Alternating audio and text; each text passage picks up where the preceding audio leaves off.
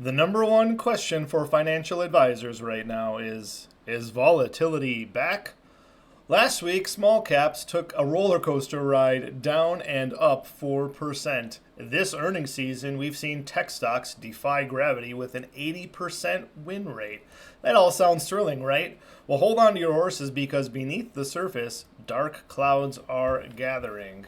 Welcome back to Market Matters presented by MyX. I'm Joe Tigay, and with me is Brian Stutland. Now, since December, a financial storm has been brewing. It's like the market is climbing a rickety roller coaster uphill, but instead of screaming in fear, investors are oddly calm. Is this the calm before the storm?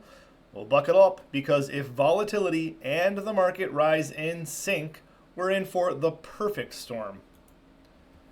Now, don't panic. For some investors, this roller coaster can be a dream come true. For others, it's like staring down the loop to loop blindfolded. But to add fuel to the fire, one of the biggest earnings events for options traders is just around the corner. NVDA, the chip giant, is worth a mind-blowing 1.6 trillion and it's about to unveil its report card. The market is betting on a wild 10% swing. Imagine the market cap changing by a whopping 160 billion in a matter of seconds. All this drama is unfolding just before March, the infamous month of market mayhem. March Madness is just around the corner. Brian, is volatility back? Well, you look at those charts, and it's actually very concerning. Is winter coming, as you saw there for Game of Thrones, or not? It might be. I mean, it's kind of an interesting market the last few weeks here, as you mentioned. Volatility up, stocks up. That typically is a sign of a market top. Now, can stocks go higher off of that? Yeah, they can. We've seen that before, where we've seen volatility rise off very low levels. Implied volatilities of options trading very low relative to historical beings, and the market continues to rise. So even though hedgers go out there and buy a hedge against their portfolio, the market can continue to rise. But we do have a few things coming up this week. The FOMC minutes, that will be sort of interesting as a read and a take on it. I think we're going to get into our show here where the Fed futures fund rates are going, where the market expects it to go, how that's affected valuations. So it's definitely an interesting week as we get to the back half of this. And obviously it's a short week, so people really repositioning to start in the market, obviously struggling today. Yeah, speaking of repositioning, last week we brought this up, this in sentiment. This was a very, very low levels of last week. We're at 22.6, and just in 1 week we've risen all the way up here. So certainly, maybe it's a sign last week was the start of something. We'll wait and see. That CPI number certainly was big, but there is a much more of a bearish tilt this week. Yeah, I mean, when you look at this CNN Fear and Greed Index, it's tipping on the side where the market has seen its run to the upside historically. And so when you look at this, it has a bunch of indicators in here. All these indicators are flashing greed, except for one. The volatility indices are not, but that's kind of peculiar only because we've seen a pretty good vol pop today. We saw a pretty good vol pop last week, meaning the VIX kind of spiked up. The spikes index also jumping higher here. Maybe that's a little bit overdone, and that's why it's sort of dampening this needle out of extreme greed. But if volatility sort of backs off and there's sort of this comfort in the market, then we may see this extreme greed creep back in and being sort of an overbought condition in the stock market. Yeah, and to me, it's actually a subtly more extreme greed than this reading is actually even factoring in, because the volatility component is not showing any greed. In fact, the volatility component is showing extreme fear. That's kind of pushing the whole index off of the extreme greed. But I think it's misleading because volatility is coming from such a low level that it's not really giving a fair showing. All right, so let's go back to interest rates. We've been watching this very closely. This is the market's expectations for the end of the year's interest rates, and it's shifted in a big way. It has, and we're starting to see now people on the Fed funds futures or expectations of where the Fed will cut, how much they will cut. It's actually starting to creep more, shifting to the point where we're not going to get as many rate cuts as we once thought that people were expecting at the end of the year. So that shift maybe starts to play into some things to shift valuations in the stock market. Yeah, this is where we were just a month ago. So last week's Fed meeting, they certainly have shifted things. And this is something we've been watching, following since last year. And actually, this is a chart that shows the Fed funds futures, how the expectations have shifted. And just kind of look at this. This green line is where we were at the end of October here. End of October, we were green here, and interest rates were much higher then. We had a huge sell-off to end the year. This is where we ended the year, down all the way here, the end of December here. And of course, the market's had a fantastic run now since then. Now, the market's actually still closer to its highs. And maybe this is one of the reasons why the market's up and volatility is up, because the interest rates have come all the way back up here. We're getting closer to where we were in October. Now, we're not all the way there yet, but this certainly is a sign that the market, if it were at the same place when rates were here, it could be lower. Yeah, I think if you look at where the Fed funds rates were sitting, sort of like you mentioned right here at the end of the year, how that all shifted down, that allowed the stock market to move significantly higher as people repriced valuations on stocks. Now we're getting a return back to the normal. That green level is where we once were in the fall of last year. And remember, the market was about 10% lower back then, and even a little bit more. So could we be in for a little 10% correction off the highs? Certainly there has to be some sort of give and take, median repricing of things, given where interest rates are currently sitting, as they sit more towards that high end of that green area where we were in fall of last year. Yeah, well, that's one of the big reasons we talk about the market higher, volatility higher, the perfect storm. Let's bring it into the big story here. So when we talk about volatility, remember, typically people think of volatility as this negatively correlated component, negatively correlated index. When the market goes higher, volatility goes lower.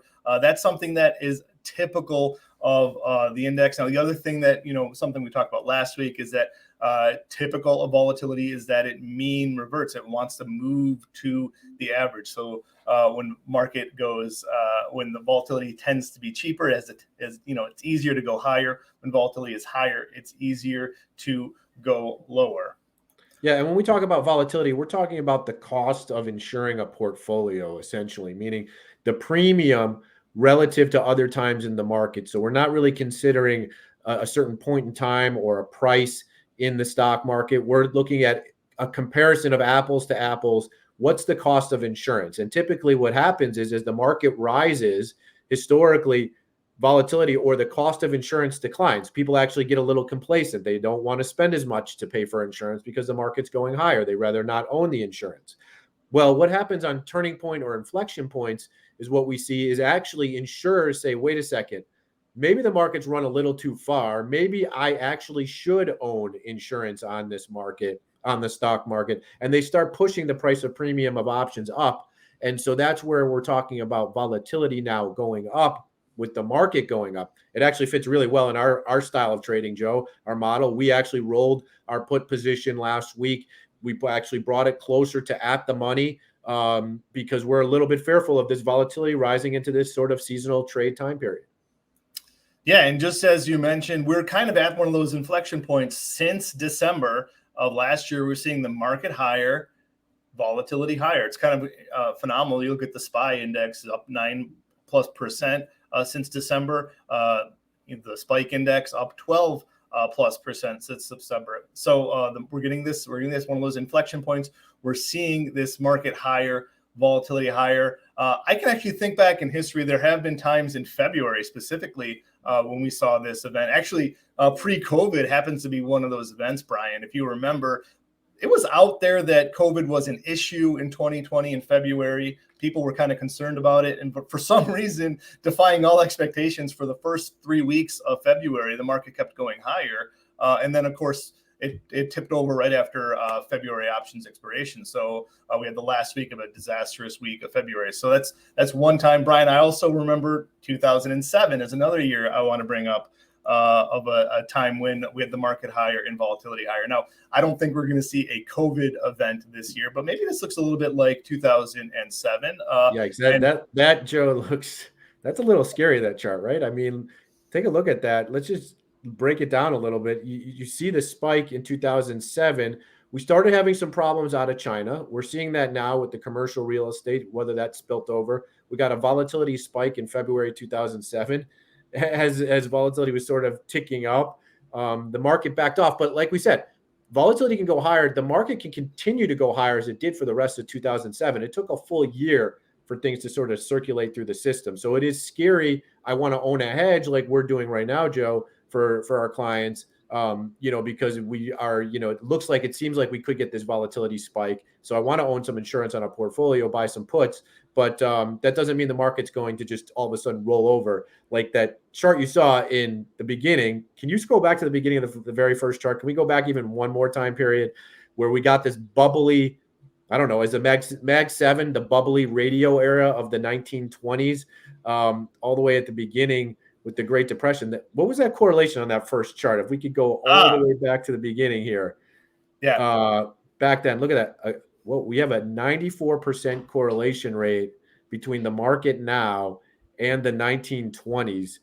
That's a little scary for me, that this actually market up is just a full rollover that happens rather than some back and forth action where we get some volatility spikes, some sell-offs, and then we back and fill and recover. So I would be watching that. That makes me nervous. Yeah, I mean, you probably can pull up a lot of charts and statistics and come up with similar things, but a 94 correlation, that's something we can't really ignore. I just have to say that.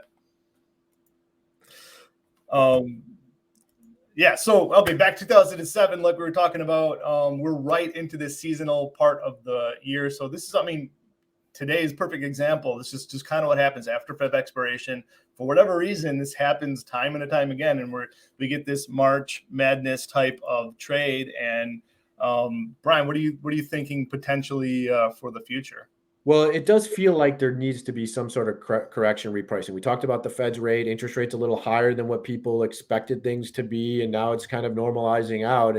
And could we get a sort of back and fill kind of thing? Let's look at the lows of October. I don't know if we get all the way back down right away, but here's a typical like head and shoulders pattern that could start to form.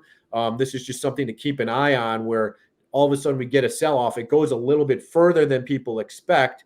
We get below 4,500 on the S&P, we probably back and fill back up to that level. So I don't think it's just, get out of the market then, but that'll freak some people out. That'll shake people out of the market, where now all those buyers before want out and they're looking to sell. And then 4,500 all of a sudden, which was once kind of a breakthrough out to the upside support, becomes resistance, and then it rolls over in this head and shoulders topping pattern. So that's just a pattern to look forward in the future if we get a further shakeout than what people expect. Yeah, I mean, I know you're not saying this is going to happen, but this is just something to potentially watch out for sure. Yeah.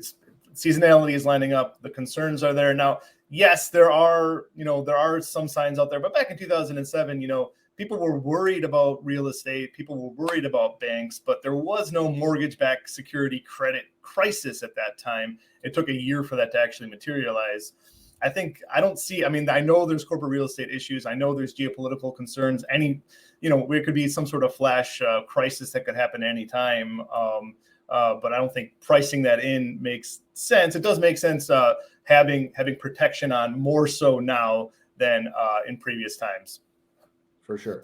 Because of course we are headed in. We showed this week after week, headed into this volatile March Madness, we should say. All right, let's go into the trade ideas for the week. I only put one earnings on there, NVDA, because that's the only thing that matters for earnings this week. Brian, we're looking at a 10.5% implied move, which obviously is very high, but for a $1.6 trillion stock, have you ever seen anything like this? Yeah, this would imply that, what is that, $168 billion move in the market cap of a company off an earnings report? I mean, I don't know if I've seen a company move their market cap that much. Meta obviously was up huge. Maybe that is like a psychology in people's mind on what kind of movement NVIDIA can have. And really, NVIDIA is not going to be about fundamentals. It's going to be about their guidance and where they see the chip orders coming through based on AI and how much demand there is for that But I mean, you look at the stock today, AMD, NVIDIA down pretty sharp today, which is probably leading the market lower. It's why you're seeing the NASDAQ off quite a bit on the day. And I wonder if the news is out, somebody's got the news somewhere or something that they're expecting NVIDIA to come in a little bit lighter than expectations. Does it You're make a also 10% seeing move? I don't know. the meme stock. It's not a meme stock, but it reminds me of meme stocks. The SMCI, the super micro, it's down another 10% today. So this is well off of its highs. Maybe that was a sign of these chips, these AI bubble kind of frothing up a little bit, because that stock was just at astronomical levels, over $1,000, up just crazy amounts in just a few months. So maybe that was a sign people got a little ahead of themselves in this space. We'll have to wait and see. This obviously is a critical earnings event. Yeah, I mean, NVIDIA was in this sort of trend channel like you see here, where it was moving higher, it was in a nice channel. It kind of got a little exuberant, mean, stocky, kind of way. And so it got out of that channel. It broke out to the upside. And what tends to happen is you get this mean reversion back into the channel. And so I kind of want to play that there might be this possibility where it moves back into the upper end of this channel. But I also feel like a 10% or more move that the options are implying seems enormous. And I kind of want to take advantage of it. I'm not really typically a big person of selling wings into an earnings event, because all of a sudden you get, some sort of surprise and the market blows through those wings and it gets kind of scary. And then you got to figure out what to do. But here's maybe a very safe way to do it. Maybe take 1% of your portfolio. This is probably what I'd be looking to do. And like sort of my trading aspect portfolio. I'm going to do a time spread. So just listen tightly here because it's a little confusing. With NVIDIA around 684, I'm looking to buy the March 610 put. I'd pay $17 for that. At the same time, sell the weekly. This is an option expiring this Friday, selling the 610 put as well, but one that expires this week for $9.40. Net debit of $7.60. So here's what happens. If the stock drops below 610 before Friday and stays below there come Friday, I would be put to the stock, but I'd also have my other put protection against that, right? So if it then continues to stay below 610, the most I can lose on this trade is the $7.60. That's what's kind of nice. Like I'm selling some option wing, yet I'm sort of limiting my risk to this stock.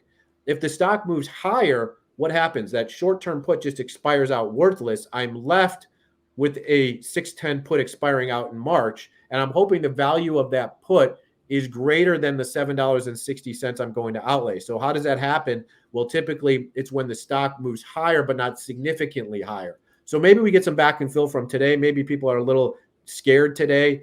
Maybe earnings beat a little bit than what expectations are, and the market rallies a little bit. But this is basically kind of playing the way I anticipated, about an $80 range in the stock post earnings. I expect this to be a winning trade. So that's kind of what I'm playing for. And I'm not risking a lot because I'm only risking that $7.60. So I can get some defined premium pay, figure out how to size this up. Like I said, if I'm going to spend maybe 1% of my portfolio, a 0.5% that I'm just willing to lose in case the stock just drops out of bed or just rips significantly higher, that's my risk. Yeah, I think that makes a lot of sense to me, Brian. So remember, the average historical move is just 7%. We get an implied move of 10.5%. Your strike price is a little bit below that implied move. So if it moves a historical move down, I think you're going to be pretty happy with your trade. Is that about right? Yeah, that would be the perfect scenario, right? The stock continues to sell off a little bit to the downside, but doesn't blow through that 610 strike level, which is right where the options are implying it'll get to. And then that put option expires to come this Friday. I'm left with the 610 put in March, which should have significantly greater value than the $7.60 I outlaid. So then I can go ahead and sell that March put. So this is one you're going to want to watch, and we'll keep you up to date on it as we sort of update our trades. Follow us on Twitter at Brian Stutland, at Joe Tigay, and keep up with us on social media on this trade. Yes, you want it to stay above here by March, and then to trend down here after that. Yes, that would be ideal for sure. But I might take it off before then. We'll see how it plays out and how the earnings look out. All right. Well, that makes a lot of sense to me. One thing I know is that given the implied move here, being long at these levels is pretty risky. Obviously, being short at these levels has the same risk out there. So having an options position on in this earnings event really makes a lot of sense to me. Let's move it on to the question of the day. I'm not seeing any questions out there in the comments. Feel free. Every Monday, typically we are live at 1 Eastern. This is a Tuesday show because we had a holiday on Monday. Feel free to join us live. Really appreciate everybody who does join in. It means a lot to Brian and I. We're former options market makers. Brian was one of the early adapters in the VIX pit. We're using what we've learned as market makers to help you guys and help our clients out with our strategies. So it really just means a lot to us for joining in. And if you're watching us on YouTube, don't forget to, if you like this content, if it's useful to you, if you're this far into the video, you definitely do. So subscribe, like, comment, share it with your friends and relatives and everybody else. All right, so we like to wrap up the show here for the new option traders out there. We call it our Options 101 strategy. I'm Brian Stutland here with Joe Tigay. Joe, give us a breakdown of what it means to buy a call. I think that's kind of a timely issue in the market right now on how to control your risk owning a call. Yeah, Options 101, buying a call. So when you buy a call, you're actually betting on the stock will go higher, but you're going to require it to be above your strike price. So you get to be long the stock above the strike you choose to buy on your call. The only thing you can potentially lose is the initial cost, the premium you pay for that call. So your downside is capped. The chart of it just looks very simple like this. Being long stock, of course, you would be better off if the stock goes higher, but you do have that downside risk being long stopped if you have the max loss of losing everything you put into it. With a call, you know what your loss potential could be. With that trade-off is that your upside is just a slightly bit lower. So in the environment like we're in, where we have the rising market and rising volatility, it makes sense to me if I'm going to be long stock I'd rather express that position with a long call position because I have a limited downside and I'm going to participate in most of the upside. Well, there you have it. That's our Options 101 trade of the week. Joe Tigay, great show. A lot of information, some scary things out there in the market. I'm Brian Stutland, Equity Armor Investments. We try and do our show with Trade Area Hub and sponsored by the MyX. We're excited to bring you more. Tune in next week. This week was Tuesday. We're back to our normal time schedule, Monday, 1 p.m. Eastern. Tune in, subscribe, like, and we'll bring more information to you. Help us grow our following here.